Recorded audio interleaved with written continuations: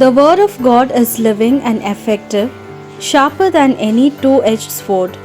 It pierces to the division of soul and spirit, of joints and marrow, and judges the intentions and thoughts of the heart.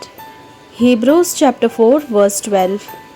ದೇವರ ವಾಕ್ಯವು ಸಜೀವವಾದದ್ದು, ಶಕ್ತಿಯುಳ್ಳದ್ದು, ಯಾವ ಇಬ್ಬಾಯಿ ಕತ್ತಿಗಿಂತಲೂ ಹದ್ದವಾದದ್ದು, ಪ್ರಾಣ ಆತ್ಮಗಳನ್ನು ಕೀಳು ಮೇಜುಗಳನ್ನು ವಿಭಾಗಿಸುವಷ್ಟರ ಮೆಟ್ಟಿಗೆ ತೋರಿ ಹೋಗುವಂಥದ್ದು, ಹೃದಯದ ಆಲೋಚನೆಗಳನ್ನು ಉದ್ದೇಶಗಳನ್ನು ವಿವೇಚಿಸುವಂಥದ್ದು ಆಗಿದೆ.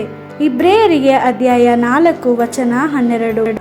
கடவுளுடைய வார்த்தை உயிருள்ளது, ஆற்றல் வாய்ந்தது, இரு பக்கமும் வெட்டக்கூடிய எந்த வாளிலும் கூர்மையானது, ஆன்மாவையும் ஆவியும் பிரிக்கும் அளவுக்கு குத்தி ஊடுருவுகிறது.